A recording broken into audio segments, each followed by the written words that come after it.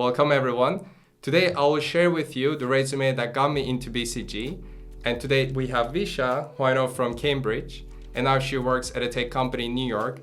And she's going to review my resume, so let's see how good this is. Welcome again. Thanks, Dennis. Let's dive in. All right, let's do that.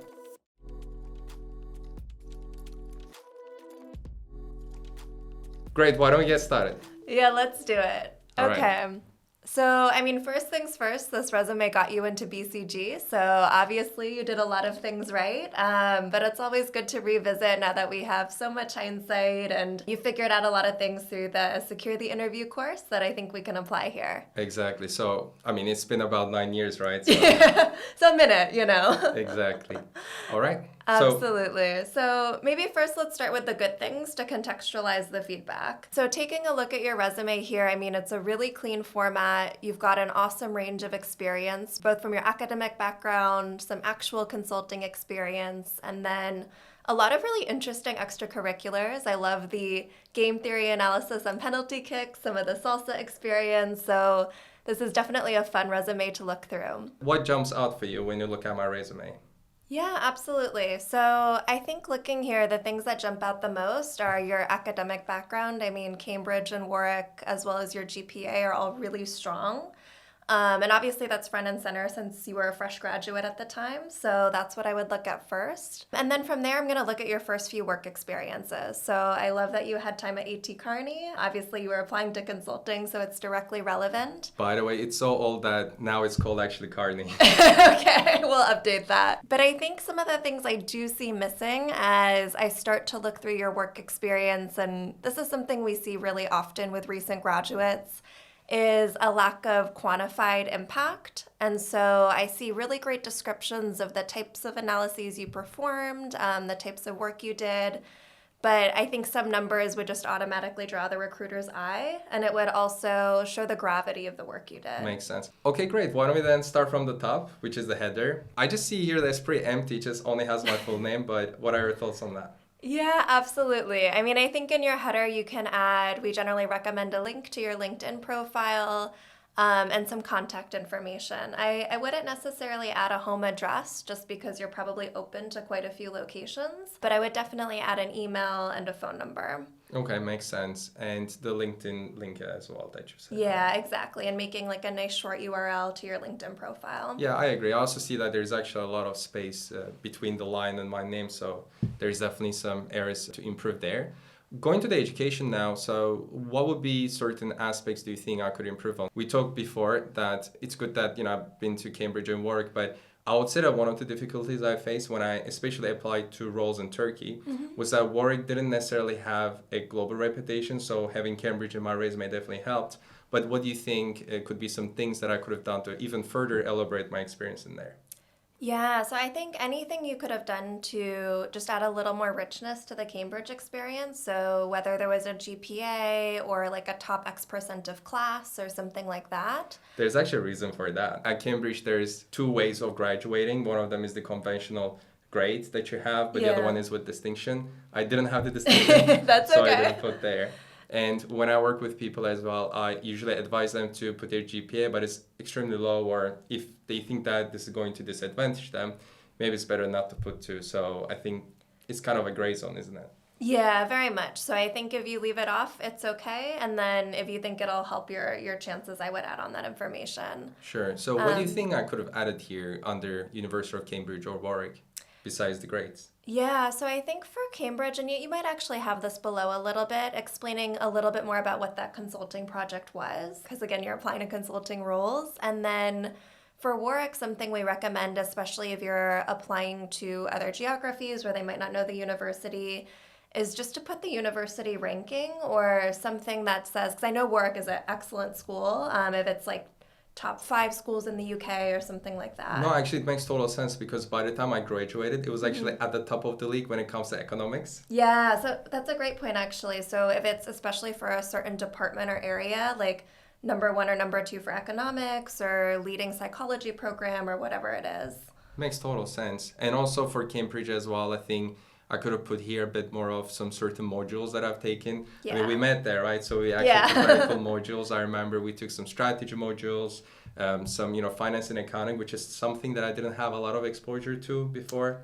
Yeah, that's actually a great point, and something, especially if you're in maybe a liberal arts background or something that's less traditional, putting in, like if you've taken quantitative courses, finance courses, strategy courses, is a really great way to get those words in there. Yeah, for sure, because also under work, I don't see anything related to those quant-related modules, so it would have been nice to add there. Definitely. Good, but you would say that this is still okay, right? Yep, I mean, I think it worked, so. Yeah, exactly. Okay, great. Then why don't we move to work experience? So maybe before you give your feedback, one thing that stood out to me here was I kind of blended all my work experiences here with my extracurriculars. So for example, having my experience in Salsa Society next to A.T. Kearney, I'm not really sure if that was the best way to package, but what are your thoughts? Yeah, I mean, for resumes, there's no right or wrong necessarily. I think there's just different ways that you can sort of bucket your experience. I do think because you had pretty real work experience through Kearney, through the Rolls-Royce project, you probably could have split those out. But I think if you're a candidate who is maybe struggling to find richer internship experience, then putting them all together makes sense just for a meatier work experience. Yeah, it makes sense. Looking to my experience, now that I'm also reminding myself what I've done, yeah, surely. So I had some experience at Kearney, which probably I could have separated. Same goes with the competition authority because these are proper internships. Yeah. Whereas the things that I've done at Rolls-Royce or BBC News or Salsa Society, so these are the things that I've actually done in conjunction with my studies. So maybe it could have been bundled under extracurricular. Yeah, again, there's no absolute right or wrong. I think it really depends on the type of experience you have. But in your case, you have multiple like real and competitive internships. So I probably would have broken those out just so those kind of have a little more attention towards them. And then in addition, it can be really impressive to have a lot of work experience or extracurriculars while you're doing a full-time degree. And so I think making that clear when you're able to, do so much with a limited amount of time is also really impactful on a resume. Okay, that makes sense. So why don't we then get started from A.T. Kearney now rebranded as Kearney. Yes. I see here that I've only put 2 project experiences in here. So I was there full-time for over 6 months or so. I remember that I actually helped out many projects there. It's just that I probably haven't spent more than 2-3 weeks. So I'm just looking at my resume here and it only looks like I've incorporated the projects where I've spent more than a month. So I'm just thinking that maybe I should have just included the small tasks here too. What do you think? Yeah, I think so. So only you know sort of the amount of time you spent on each, but I also think time doesn't directly correlate to like how much you got out of that experience or how much you contributed. So something I would recommend if, say, you were on 15 projects and you don't want to add 15 bullets is to just have a little bit of a line before getting into those saying, like, contributed to X number of projects, select examples below, just so people understand the volume of work you did. And then in this case, I think especially because this is your most recent experience, I probably would have pulled maybe 3 or 4 examples. And trying again, like I like that you did 1 market entry project and 1 commercial excellence. But if you had maybe like a supply chain project or something on the operations side, that could have been great too. I'll actually tell you something funny. Yeah. So I was interviewing with BCG, a partner was interviewing me, and he asked this question because you can actually see here that I wrote here commercial excellence, right? Yeah. So that was a title. Exactly. So that was a title that I've seen in our project document, right? Commercial excellence. So I was like, okay, it's gonna look good, right? But then he actually ended up asking me, what is commercial excellence? What'd you say?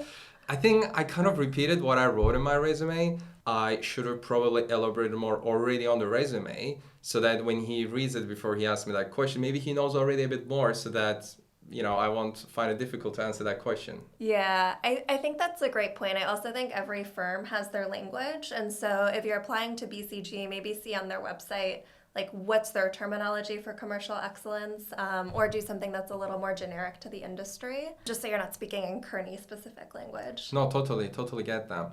Okay, so moving on to Rolls-Royce.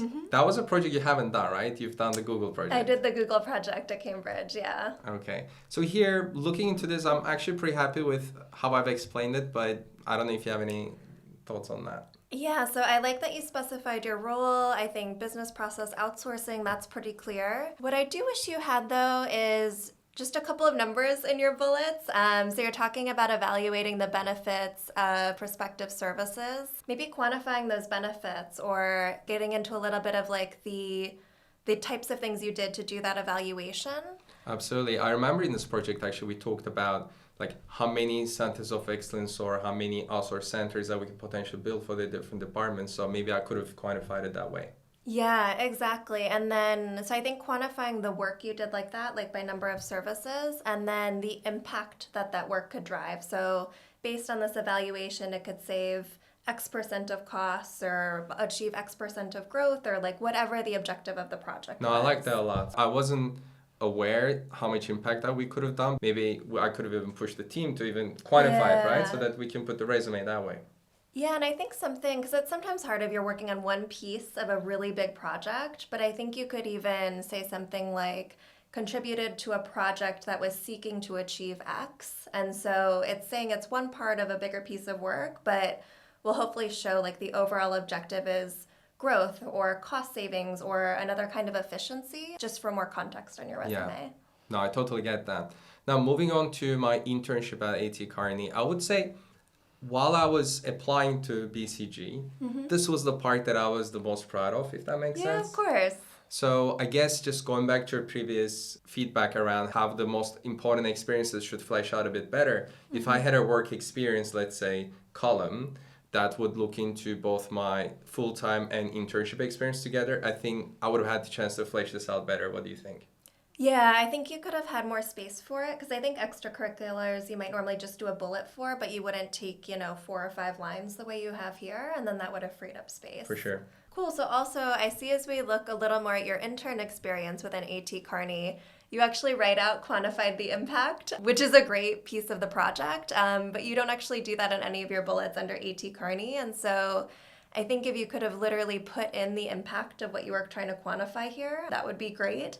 And I do know sometimes there's sensitivity, right, around sharing like specific numbers. It's okay to put in an X or like leave blank, but to even say like quantified the impact of a prospective FTA to drive X% of something is really great. Yeah, of course. If I cannot fully quantify it that way, I can always say something like maybe 10% increase in overall export volumes and so on. It could be useful. Absolutely. I think percentages are really good for showing relative improvements or efficiencies without sharing anything that might be a little bit confidential. Absolutely. And also looking at my second bullet point, I talked about that I have foreign policy recommendations.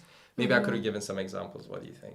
Yeah, or shared what those policy recommendations were used for. You state how you achieved them, but sharing what they were on, how they were used, maybe even the number of organizations they impacted could have been great. Yeah, makes sense. Okay. Now moving on to my other experience, which was when I actually did an internship at the Turkish Competition Authority.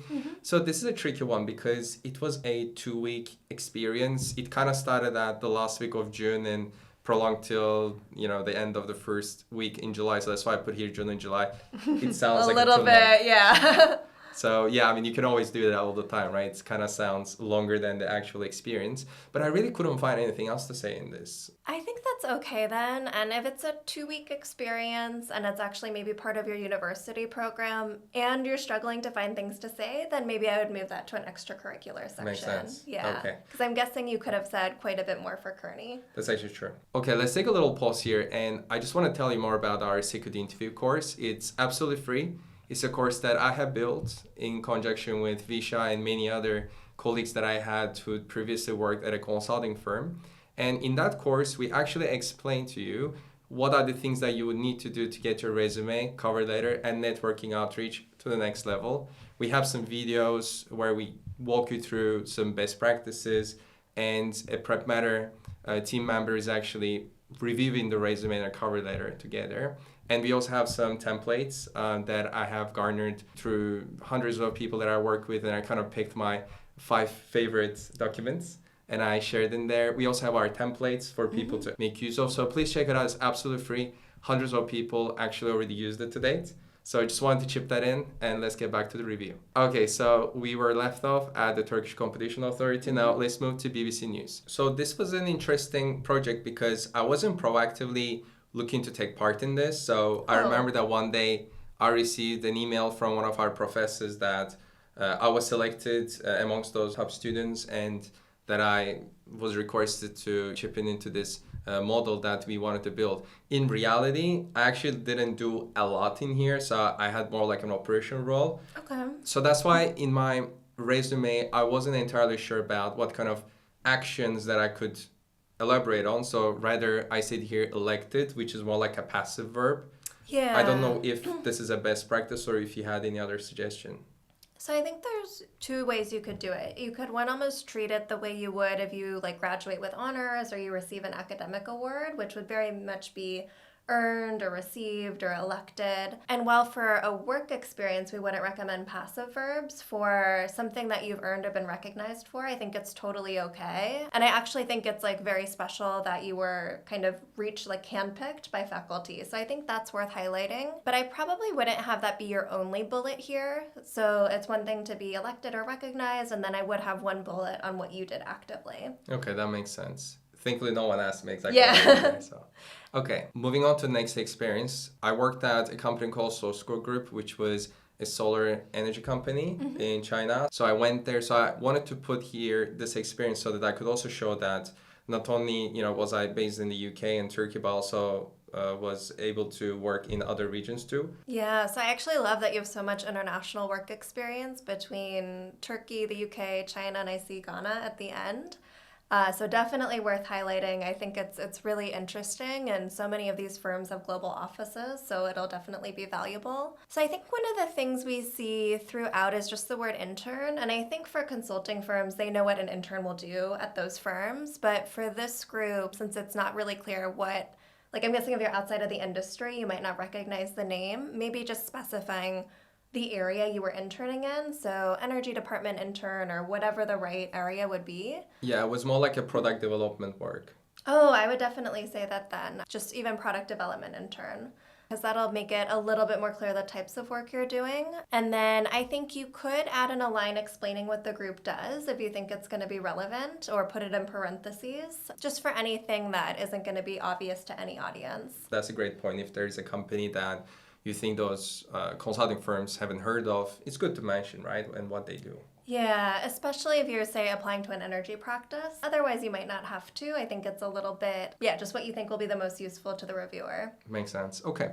Now, moving on to the next one, Salsa Dancing Society. Excellent. It actually created a lot of interesting conversations in my consulting interviews. Yeah. So one of the advices that I always have is that, like, if there is something that you're known of outside the boring academic areas, definitely mention those, and it definitely creates very interesting conversations with partners. Yeah, I totally agree. I also think it's fun that this is like one of the few areas where you quantified the impact of your work, the number of lessons you delivered into how many people. And I totally agree. Like salsa might not sound directly applicable, but it says you're able to get up in front of 100 people, you're able to present, you're able to lead, you're able to get people out of their comfort zone. I think that's actually very applicable. For sure. I actually remember that I had a very similar experience at another dancing society. Oh, really? Yeah, it was the breakdancing society. Didn't make it in. I know, because I just felt like I just didn't want to repeat the experience too much, because the work that I had in there was also very similar to what I did in there, which was more about the performance coordinator role. So that's why I had to leave it out. I actually think that's a fine call. And throughout these, right, if you find that you're using analyzed 7 times, but you haven't talked about people skills, it's okay to be selective in what you include and don't. I think something you talk a lot about in the Secure the Interview course is you're not trying to show a comprehensive 100% accounting of the work you've done. You're trying to show that you have the range of skills and types of experiences that would make you an effective consultant. Totally agree. Okay, so the last experience I have here is a microfinance company. So again, now that I'm thinking about what you just told me earlier about SourceCo Group, maybe here I could have mentioned what the company really does, and it's actually a very small company helping people also for profit reasons too. Oh, Could yeah. be nice, right? I think that's great to call out anything social impact oriented. A lot of firms actually will do quite a bit of pro bono work or have a separate dedicated practice for that. And then in addition, I think, as we talked about for your other bullets, you could add a little bit more what types of local businesses, how many local businesses, what were maybe some of the benefits that you brought to them. Absolutely. All right. So the last section we have is the language skills, or maybe I should have called it other skills or skills. I felt like it was a bit too specific to language. What do you think? I I think again, it depends on the skills you want to highlight. Something we often see here is language skills, which is great. Any technology skills or programming languages is also really helpful. A lot of people will call out here that they're proficient in Excel or maybe writing basic code, since that can be really helpful as an analyst. That's actually true. And also so many resumes that have a bullet point about their hobbies and interests. Yes. Right? Yeah, and I think you did show that a little through like salsa and through the football dissertation, but having one line at the end, that's a totally great use of space to bring a little bit of like your actual person to the resume. I could have added my breakdancing in there. Yes, you could have, absolutely. Fantastic. Great. Is there anything else you'd like to add now that you've seen my resume? No, I mean, I think it's always interesting to look back. I think you had the right experience. Obviously, you highlighted the right skills. And I think the overarching feedback is just a little bit more detail and really making sure you're quantifying the impact wherever possible of your work. Exactly. So as you've seen, this resume made it to BCG, but there are still ways to improve it. So if you want to learn more, please check out our website and also get the security interview course, which is free, so that you could also improve your resume. Thanks a lot again for your time. Yeah, great to chat with you.